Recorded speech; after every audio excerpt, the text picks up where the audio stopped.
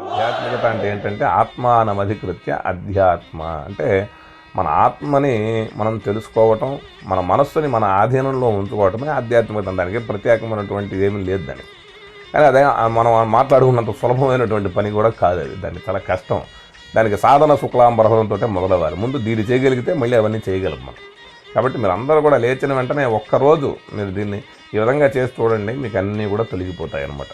మీరందరూ కూడా ఈ శ్లోకాన్ని ఇప్పటివరకు చేసే ఉంటారు అందరూ. ఇది ఎవరికి చేసిన చిన్నపిల్లలకు కూడా తెలిసిన శ్లోకమే. కానీ దాన్ని ఎలా చేయాలి, చేయటం వల్ల ఏంటి అనేటువంటిది మనకి విఘ్నాలు పోతాయని అందరికీ తెలుసు. కానీ విఘ్నాలు అంటే ఏదో మనకేదో పోయిన ఆఫీసుకు పోతుంటే కుక్క అడ్డం వచ్చిందనో పిల్ల అడ్డం వచ్చింది, ఇవి కాదనమాట. అవన్నీ కూడా శకునాలు వేరే, విఘ్నాలు వేరే.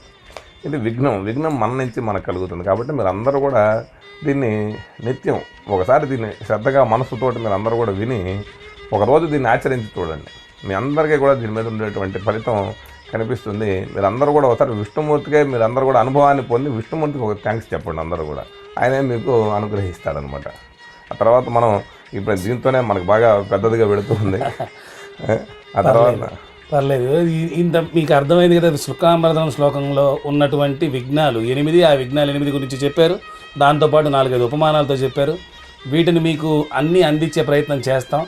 కాకపోతే దాన్ని అర్థం చేసుకొని, స్వామి చెప్పేది శుక్లాంబరధరం మీకు చదవడం రాదని కాదు, అది మీరు ఇప్పటిదాకా చదివింది వేరు.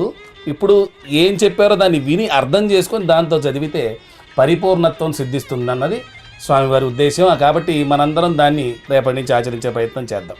నమస్కారం.